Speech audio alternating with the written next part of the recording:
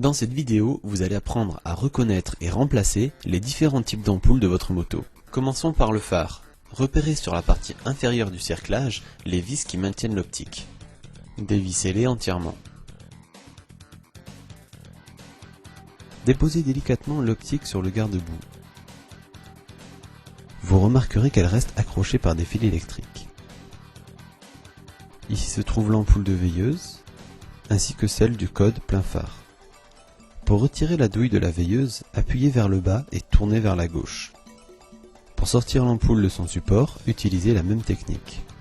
Pour remonter l'ampoule neuve, alignez les ergots, puis poussez et tournez vers la droite.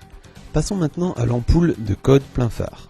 Retirez d'abord le connecteur en le tirant délicatement par la partie plastique. Enlevez le cache en caoutchouc, puis observez le système de verrouillage. Il faut faire sortir la barre métallique de son logement pour libérer l'ampoule.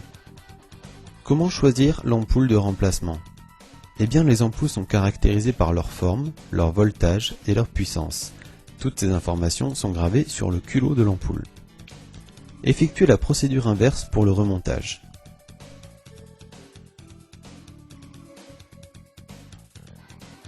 Attention au sens du connecteur électrique.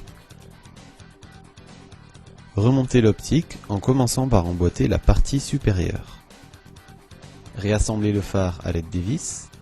Et pour finir, vérifiez le bon fonctionnement des différents éclairages. Les clignotants ont également une grande importance. Le remplacement de leurs ampoules est très simple. Défaites toutes les vis retenant le cabochon, puis retirez-le. L'ampoule se sort de la même manière que la veilleuse, en appuyant et en tournant vers la gauche. Les caractéristiques sont également gravées sur le culot. Remontez l'ampoule, puis le cabochon à l'aide des vis. Ça y est, vous avez fini de changer votre ampoule de clignotant. Passons maintenant au feu arrière. Son importance est capitale car il contient la veilleuse arrière, le feu stop et l'éclairage de plaque. Pour cette opération, il est généralement plus pratique de déposer la selle.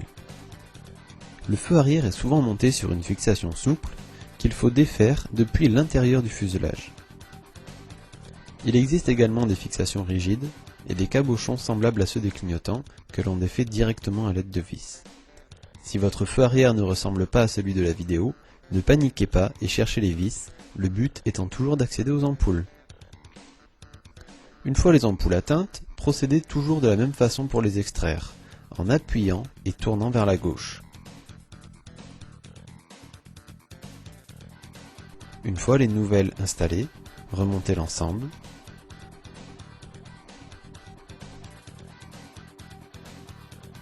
Et testez le bon fonctionnement.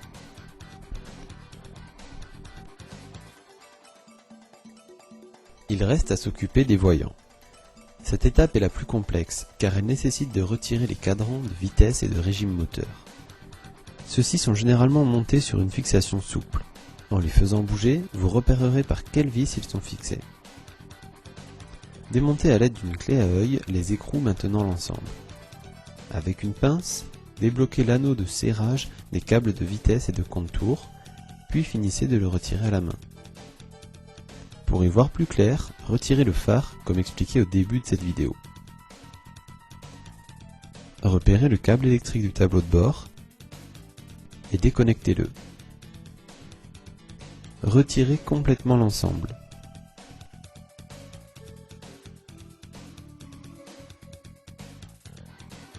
Vous avez maintenant accès aux ampoules des témoins lumineux de point mort, d'huile, de clignotant et d'autres options selon les motos.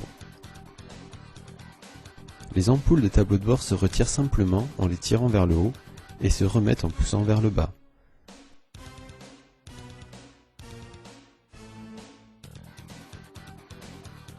Si vous devez changer l'ampoule de rétroéclairage d'un compteur, il faudra démonter les caches arrière. Remontez le tableau de bord en commençant par reconnecter le faisceau électrique, puis les câbles mécaniques, et enfin les vis de fixation. Terminez en vérifiant le bon fonctionnement des voyants. Et voilà, le système d'éclairage de votre moto n'a plus de secret pour vous.